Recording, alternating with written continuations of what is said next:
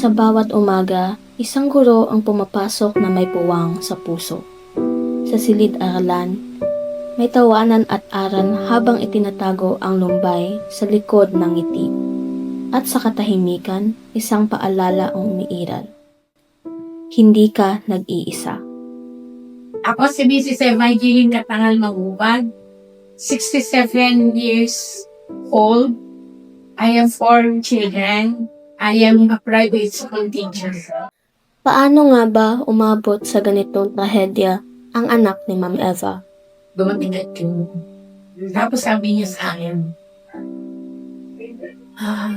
Ma, meron pala ilang babae si Ian. Sabi niya gano'n sa akin. Sa amin.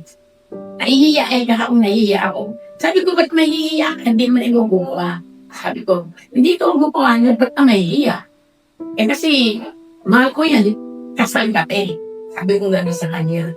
So, without knowing na mayroon pala siyang hindi magandang intention sa buhay niya. Sabi niya pala sa mga kapatid niya, gusto ko pag namatay akong masaya para hindi sila magsaya. Yun ang sabi sa kapatid niya na dalawa.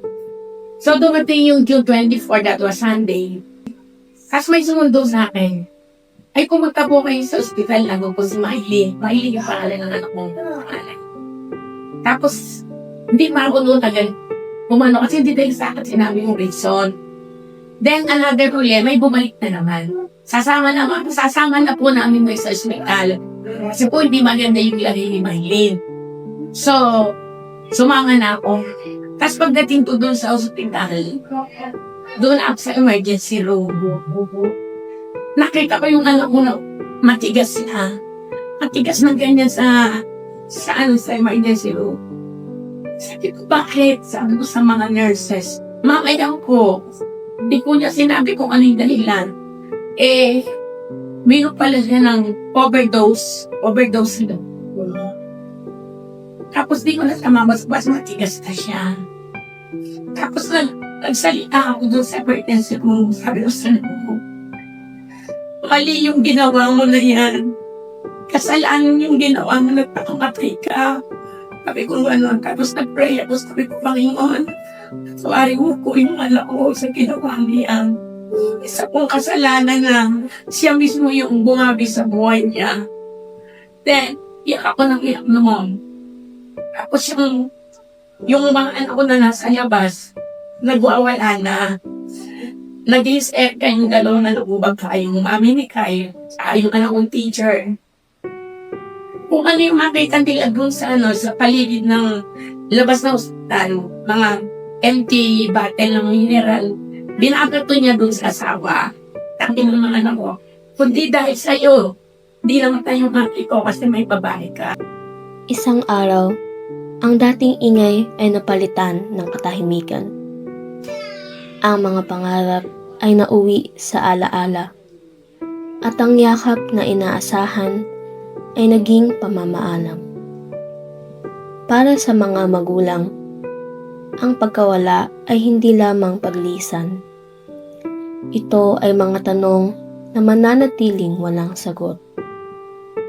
Ano ang mga pinakamabigat na sakit at lungkot na kinaharap ni Ma'am Eva matapos ang pagkawala? Nung binababa sa bayan, sabi ko, wala na. Hindi ka na namin talaga makikita. Hindi ka na namin makikita dahil kaalis ka na dito sa ating bahay. So, yung pinakamasakit na, nung binaba na siya, talagang sinabi ko yun na, hindi ka na namin makikita. Tapos na yung ating mga pagkikita dahil aalis ka na dito sa ating bahay. So, yun yung pinakamasakit sa akin na nung sinasara na yung bao, binubuan na siya palabas ng bahay namin. Paano nga ba hinarap ni Ma'am Eva ang matinding pagdadalamhati at unti-unting bumangon? Pagdating sa church, naging busy ako sa church. Ano man yung mga gawain, uma-attend ako. Saka kung ano yung i-assign sa akin, ginagawa ko. Hindi ko nire-reject. Kasi, sa Panginoon din kung sa ibang bagay, nagpipresenta ka pa para ikaw gumawa. Pero ito, pagsaserve sa kanya. So, yun ang ginawa ko na until now, ay ginagampanan ko pa rin. And, hindi ako, kung ako maaga sa school, ganun din sa church, ako yung pinakamaaga. Yun. Bilang isang magulang, ano ang mensaheng nais ipaabot ni Ma'am Eva sa bawat magulang at mga anak? Ang ano diyan kasi lagi dapat open tayo sa mga anak natin.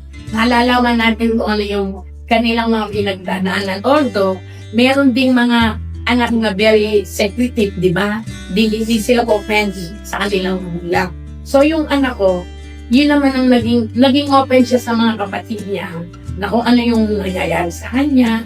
Kaya yung dalawang kapatid yung babae, nakikinig naman sa kanya. And after that, sinasabi naman nila sa akin. So ako naman, kakausapin ko siya. So, sa mga anak, sa mga magulang, kailangan always lend your ear to listen.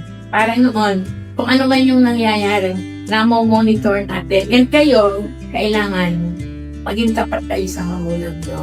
Para noon, yung mga paghihirap ng magulang nyo para sa inyo, alam niya kung ano yung nangyayari sa inyo.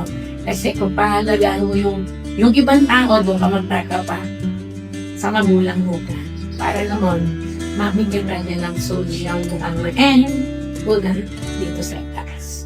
Minsan madarama mo kay bigat. Sa maraming tahanan, Problema may mga pusong tahimik na nagdadala ng bigat. minsan Ang katahimikan mahihirapan at hindi pagsasabi ay maaaring maging puwang na mahirap punan. ka. Isang gera na ikaw lang ang nakakaalam. Tumingin ka lang sa May mga awitin at salita na tila sumasalamin sa damdaming ito. Para sa magulang, ito ay simbolo ng kamay na gustong umalalay sa oras ng pangungulila. Nagiging metapora ang pagmamahal at paggabay sa gitna ng dilim. Katulad ng naramdaman ni Ma'am Eva sa kanyang karanasan. Mas pakiramdaman ang damdamin ng kanilang anak upang mapansin ang tahimik na sigaw bago maging huli ang lahat.